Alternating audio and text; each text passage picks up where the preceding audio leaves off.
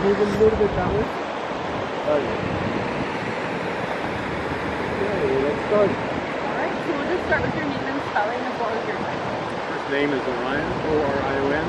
Last name Engar, E-N-G-A-R. I'm the director for Area E in the Fraser Valley Regional District. And Area E is this beautiful Chilliwack River Valley. So how long have you been involved in cleanup efforts here, or have you been passionate about what's going on? I'm a 39-year resident, so I've made lots of friends in the community over the years. And the last 8 years, this is my second term, so I'm 1 year into my second term, so 5 years in. We've had these issues ever since I was elected, and they're increasing.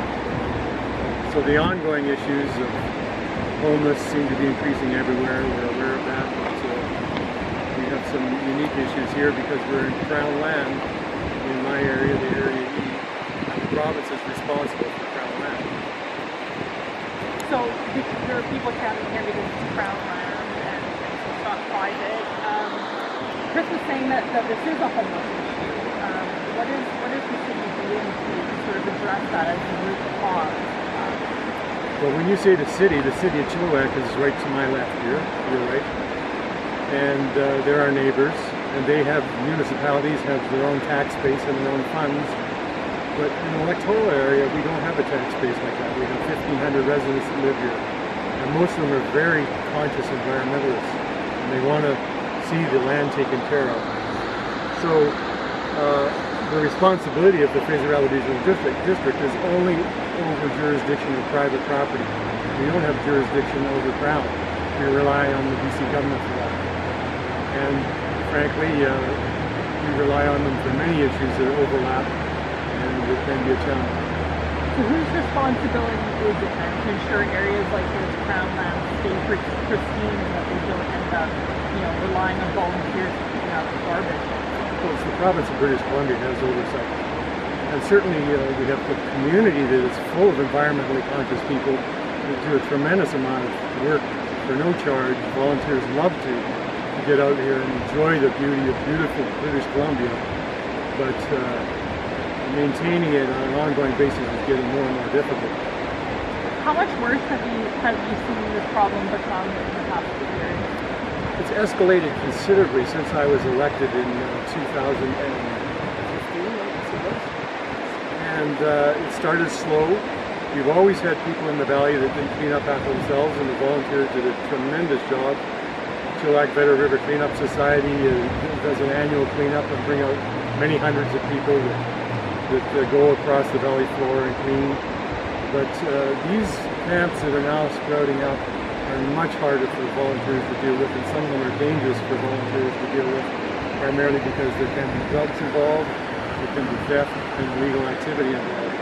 That's where we really need the province to step up and provide more oversight. So would you say that this issue of trying to clean up this area has become unmanageable and kind of unfair for volunteers and residents to deal with themselves? Well, it's been that way for some time, yeah. And I'm sure the community is very appreciative of those who do the work to clean up, but only so much can be done. When you have bush camps, as we call them, or squatter camps, with buckets of needles, with stolen goods, and a safety issue, you can't have volunteers going in and taking care of those camps and cleaning them up. What about the police? I mean, are police ever called down here to deal with these issues? Is crime an issue, or is it mostly just a mess? I think every situation is unique, but certainly the police have been called in the past, the conservation officers have been called in, the Natural Resource Office, they've taken a lead role in some of the previous camps, but it's always very late in the game. That's the challenging part. And I know the conservation officers, they do a tremendous job. The Natural Resource Office does a tremendous job, but they're understaffed and underfunded. They really are not in the habit of going around to all these camps on a regular basis and saying, you can't have illegal activity here, you can't have drugs here, and if they're not going to clean them up, then there needs to be some tough love. Okay. Is there anything else you'd like to add about this issue? I would just really love to see the province understanding that this is our heritage, this beautiful British Columbia, that we all love and enjoy, and we've got to make sure that we do a better job of cleaning up. And the province needs to step up their patrols on a regular basis on these homeless camps so that things aren't getting out of hand. If they would start earlier, we wouldn't have a huge issue down the road. But oftentimes they're allowed to flourish, to grow, or theft to go on. Struggling people that need full-time attention, and the province needs to step up and create the solution. Do you think that there are enough supports for homeless people in this area? I know Chilliwack is doing a valiant job.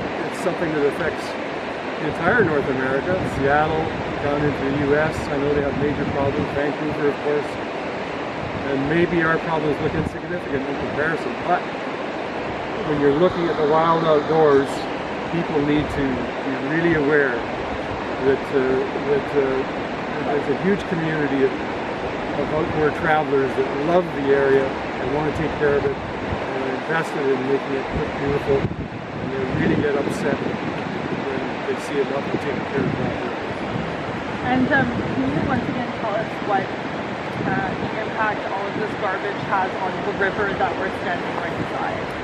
Well, every camp is different, but some of the more extreme ones, fortunately, we've got to them before the actual high waters rise. But when this river comes up in the rains in the fall, it'll rise 5, 6, 7 feet and wash a lot of this debris down. And that's not something, we don't want to see hypodermic needles on the edge of the river, downriver. We don't want to see any of the debris, the electronics, stolen goods ending up in the river. The camps have to have early attention. The government needs to understand they need to come in and make sure that nothing illegal is being done and take proper care of the environment.